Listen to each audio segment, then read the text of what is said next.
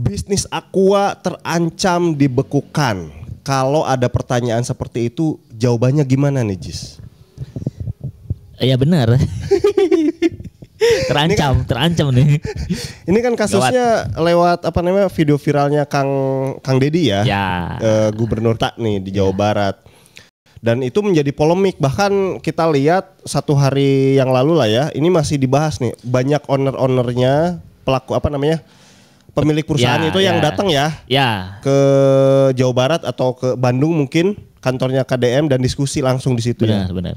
Nah ini gimana Jis? Kamu kan yang memperhatikan langsung nih. Nah pelajaran untuk teman-teman yang lagi bisnis usahakan punya tim yang ngerti tentang bisnisnya. Oke. Standby di tempat usaha kita. Oke. Gitu. Ini melihat kasusnya KDM kan lagi datang namu sidak atau gitu ya. Dan berhadapan dengan karyawan dari Aqua. Bener. Dan kalau kita sebagai pelaku usaha gitu ya, dan kalau bisa sih kita punya karyawan itu paham dengan bisnis kita. Paham. Kalau saya nggak tahu nih, Kang Deddy itu datangnya tanpa pemberitahuan atau dia beritahu dulu, ngasih tahu info dulu. Saya mau ke sana misalkan. Iya. Nah kalau misalkan ngasih tahu ya alhamdulillah gitu ya, kita bisa menyiapkan tim gitu. Tapi kalau misalnya enggak, minimal karyawan ada yang tahu, minimal manajernya atau misalkan apalah yang ngerti di situ gitu. Ya ini mah sama aja kalau kita sebagai pelaku usaha buka toko kayak gitu ya, ada calon customer datang. Ya. Terus dia nanya-nanya dong, Bang. Bener. Ini tuh bahannya apa? Dari mana? Gimana cara ngolahnya?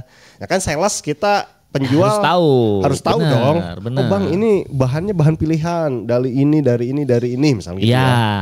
Ini juga sama. Jadi ketika Kang Deddy mendapatkan fakta bahwa air Aqua itu dibor, nggak dijelasin lebih lanjut tuh di lapangan saat itu juga. Jadi harusnya dijelaskan langsung. Oh ini dibor bukan sumur biasa Pak, tapi sumur yang ngambil dari ini dijelaskan. Kualitas sumur bor ini lebih baik daripada yang sumber mata air Pak. Alasannya gini. Misalkan kalau sumber mata air kan ruang terbuka, misalkan gampang tercemar tai burung misalkan gitu ya, jatuh gitu. Belum lagi kuman atau apa, misalkan ada hewan yang ikut minum juga misalkan, serangga dan lain-lain ya, sehingga mudah tercemar Pak. Akhirnya kita ngebor misalkan, itu kan masuk akal gitu. Dalam artian kita jelaskan langsung di situ, sehingga dari awal tidak viral dari awal gitu. Ya ibaratnya gitu lah, viralnya itu bisa terjelaskan ke netizen. Ya. Kan soalnya masalahnya gini, mereka brandingnya dari mata air gitu kan. Ya. Dari mata air pilihan misalnya kayak gitu ya, dari sumber mata air. Nah ini mah malah dibor gitu. Nah kan bisa dijelasin misalkan, oh iya Pak dibor, soalnya kita ke sumber mata airnya yang di bawah. Ngebornya misalkan, gitu kan. Ya. Jadi ke sumbernya langsung yang di bawah, karena untuk misalkan mengantisipasi takutnya kalau yang udah ke atas tercemar misalkan. Ya, bisa menjelaskan di situ bahwa tetap aja kita ngebornya itu ke mata airnya ibaratnya gitu kan. Sehingga tidak viralnya itu bukan tetap masih dari mata air. Iya, tetap dari masih mata air tuh brandingnya kan masih oke. Jadi enggak dengan branding di iklan itu enggak bertolak belakang gitu ya. Ya, karena yang netizen ngerti ketika sumur bor adalah sumur bor di rumah. Iya.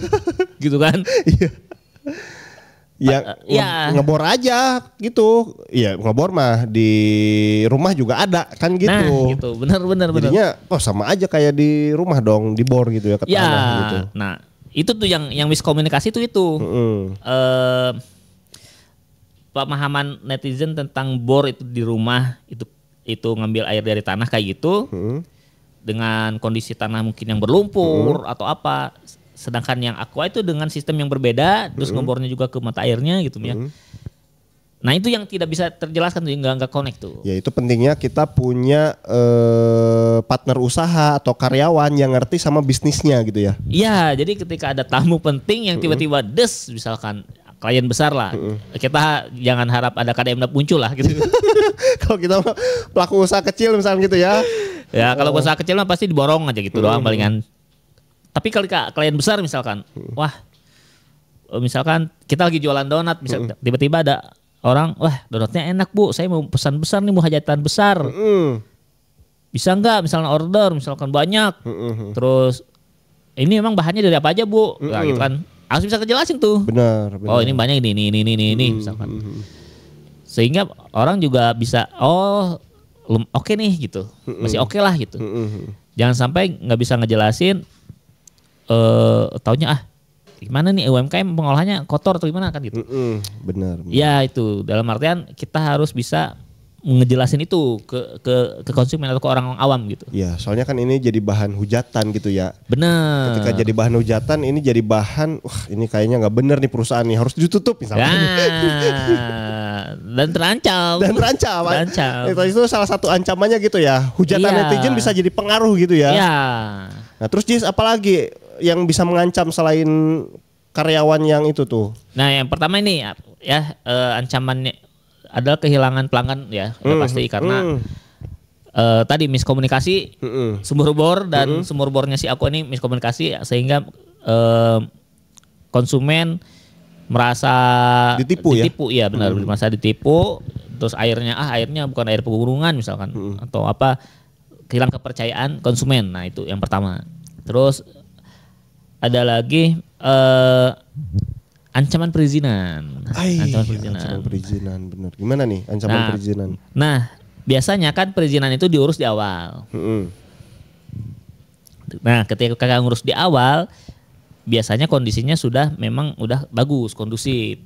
Bahkan Aqua pun ketika melakukan perizinan di awal, itu ngambil mata airnya dari sumber mata air, dari air yang menyembul gitu. Oh dari mata airnya terus diambil mungkin gitu ya? Diambil pakai pipa atau apa mungkin gitu ya? Ya diambil pakai pipa, pipanya pun dia nggak nancep ke tanah gitu, vertikal. Vertikal. Oke. Jadi air menyembul masuk ke pipanya. Perizinannya pun perizinan itu, yang awal itu. Awalnya perizinan itu. Iya. Dapat izinnya? Dapat izinnya. Nah saya cek di video Kang Dedi, terjadi kendala-kendala karena bisnis itu selalu ada aja kendalanya, longsor si mata airnya. Oh sehingga jadi nggak ada mata airnya, jadi tertutup gitu. Udah tidak kondusif lagi lah ngambil air dari situ, entah mungkin jadi air kecil atau misalkan jadi kotor atau apa karena longsor ini ketutup. Sehingga Aqua ini akhirnya ayo deh kita bor aja lah gitu. Nah ketika dibor apakah dia melakukan perizinan ulang atau tidak gitu. Bisa dicek lagi nih jadinya perizinannya. Ya karena banyak itu dialami oleh banyak UMKM lah. Karena saya kan menghadapi banyak UMKM gitu ya. Itu pasti nggak di-upgrade banyak itu UMKM yang pebisnis itu kalau misalnya perizinan. Awalnya dia izin cuman ngambil dari mata air, pakai pipa doang misalkan. Ya. Oh ini mah gampang, nggak akan ada dampak lingkungan atau apa. Keluar izinnya. Sama pihak perizinan. Ya.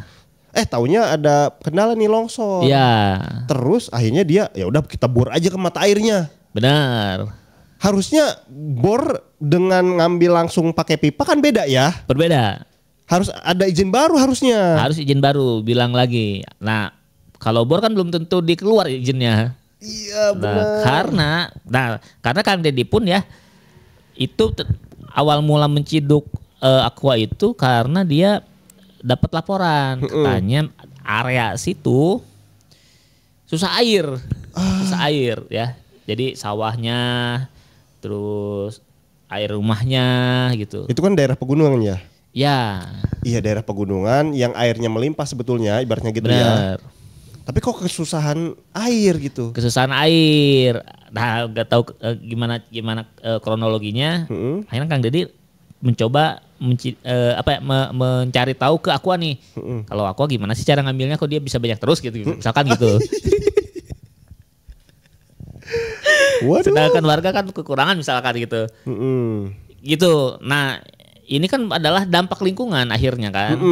Nah, dampak lingkungan biasanya memang di perizinan. Ya, kita belum tahu sih ya ini ya. Apakah memang berdampak atau enggak, tapi seenggaknya masalah perizinan ini belum tahu nih ya apakah dia izin lagi atau enggak nih. Ya, ini hanya dugaan lah. Saya juga lihat di diskusian di YouTube lah, ada TV apa gitu saya lupa, mendiskusikan ini dan narasumbernya bilang wah ini perizinannya harus kita audit lagi kata gitu. Oh, pengauditan perizinan lagi. Iya. Iya, benar. Karena beda katanya metodenya dan bisa jadi perizinannya kalau beda gini, kalau misalkan diajukan berbarengan bisa jadi ada yang lolos ada yang enggak gitu. Iya, ibaratnya ya KDM dapat laporan kayak gitu dari masyarakatnya. Ya. Ini kesusahan air, padahal di sini air tuh melimpah. Ibaratnya gitu ya, tapi kok susah air, ya akhirnya nyidak begitulah ya. Ini apakah perusahaan ini aktivitasnya bisa berdampak nggak nih buat lingkungan sekitarnya? Mungkin gitu ya. Ya, apakah memang berdampak nih dari sumbernya dari itu atau bukan? Nah, terus tadi juga kalau misalkan kita coba usnojon aja misalkan kok Aqua bisa dapat air terus, sedangkan yang lain enggak misalkan. Cara ngambilnya gimana sih gitu. Gitu. Ya ibaratnya ketika nanti ada audit seperti kata channel sebelah misalnya gitu ya. Dan ternyata ini bermasalah, ya terancam dong akhirnya. Benar. Terancam. Ya kita selaku usaha tuh ya. Kalau izinnya A terus ternyata ada kendala terus kita bikin berkreasi lagi jadi B misalkan. Ya kita perbaharui izinnya gitu ya. Perbaharui. Bahkan misalkan kayak ini kebun desain misalkan kebun desain jasa desain nih, bikinlah NIB jasa desain, kita suka diundang seminar misalkan, tambahin lagi aja KBLI-nya bidangnya misalkan, terus suka daftarin merek misalkan, tambahin lagi KBLI bidangnya, jadi di dalam NIB itu bisa nambah bidang gitu. Iya. Nah, minimal kayak gitu, jadi upgrade sesuai ininya lah. Ya di NIB itu bidang-bidangnya kita jadi sesuai lah ya. Ya gitu. sesuai yang kita jalani itu. Untuk level UMKM mungkin bisa mulai dari situ. Benar. Ya kalau UMKM ya di situ lah ya. Di situ. Salah satu pakemnya itu ya. Pakemnya itu. Untuk UMKM. Yang repot itu yang produk sebenarnya. Oke, gimana kalau produk itu tadi kayak misalkan Aqua longsor gitu ya dan lain-lain. Bisa juga terjadi misalkan bahan bakunya nggak ada. Oke. Bahan misalkan contoh misalkan kita bikin kue. Kita bikin kue terus kita mengajukan perizinan misalkan PIRT atau misalkan izin edar ya, edarnya, terus halalnya tuh. Terus misalkan ada nilai gizinya tuh. Nah, tiba-tiba bahannya ini nggak ada misalkan. Yang tadinya misalkan pakai tepung terigu. Tiba-tiba suatu hari terjadi kelangkaan tepung terigu misalkan. Oke, nggak ada nih di pasar, nggak ada tepung terigu. Waduh, gimana nih? Ayo kita cari penggantinya. Misalkan pakai tepung jagung misalkan. Pakailah tepung jagung, jagungnya dibikin tepung. Wah, ternyata berhasil nih. Bahkan misalkan lebih enak dan lebih bergizi misalkan. Nah, itu harus di-upgrade tuh, itu perizinannya, nilai gizinya. Nilai gizinya ya, karena itu kan berubah-ubah akhirnya gitu. Nah, banyak teman-teman usaha itu yang kalau gitu tuh jadi nggak upgrade lagi. Iya. Merasanya ya udah berhasil aja nih. Ya. Udah lancar aja nih kayak gitu ya. Kayak Aqua di bor lancar aja nih gitu ya. Ya. Nggak upgrade izin. Bener. Kita juga pelaku usaha tadi dari tepung terigu ke tepung jagung gitu ya. Udah aja karena lancar kayak gitu. Benar. Ya. Padahal ketika ada sesuatu hal yang yang error misalkan gitu ya. Kita ketika ada sidak kok kamu izinnya tepung terigu kok jadi tepung jagung misalnya gitu. Ya, gitu. Kan bisa jadi masalah. Jadi masalah. Apalagi kalau misalkan secara branding misalkan ya. Kue dengan terigu terbaik misalkan. Ya kan kayak di kemasan, Jis. Di kemasan kan nggak di-upgrade juga biasanya tuh. Kemasan nggak di-upgrade, bener. Kan di kemasannya tepung terigu komposisinya misalkan ya. Padahal yang kita pakai tepung jagung gitu. Ya, itu. Kan bisa jadi masalah. Bener. Ternyata ada orang yang alergi tepung jagung misalkan. Diteliti di lab, ini mah tepung jagung. Kok nggak ada di komposisinya misalkan. Nah, bisa jadi kayak gitu. Jadi masalah gitu kan. Iya, jadi masalah gitu. Iya.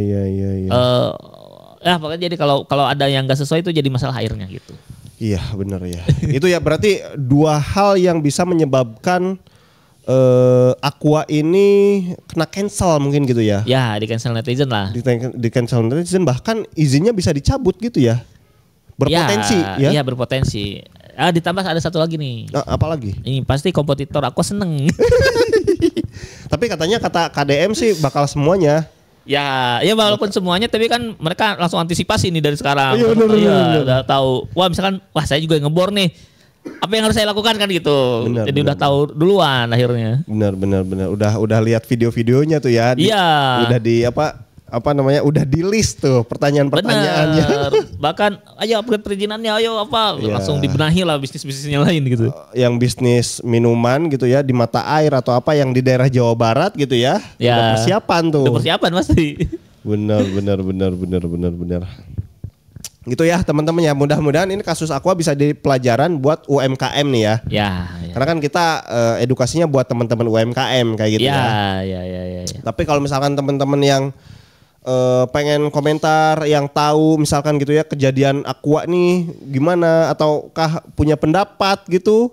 Ya, atau teman-teman yang kerja langsung di Aqua misalkan, bang nggak bukan kayak gitu bang, misalkan. Karena ini juga kita kan hanya dugaan dan baca-baca berita lah ya. Ya, kita menyampaikan ulang lah beritanya gitu. Dan saya sedikit-sedikit analisis lah ya. Ya, kayak teman-teman gitu. bisa bantu nih kalau misalkan, wah bang harusnya kayak gini misalkan. Silakan komen-komen di bawah. Iya gitu ya. Ataupun misalkan di-share ke teman-teman UMKM, silakan video kita gitu ya. Ya. Biar dapat edukasinya kayak gitu ya. Oke, teman-teman, kalau misalkan juga Jis ada yang pengen upgrade.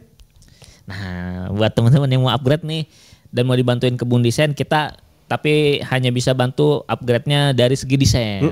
Dari segi desain kita bisa bantuin teman-teman buat upgrade logonya yang bagus, desain kemasan produknya. Selain itu kita juga bisa bantu daftar mereknya. Buat teman-teman yang mau daftar merek bisa melalui kebun desain juga gitu.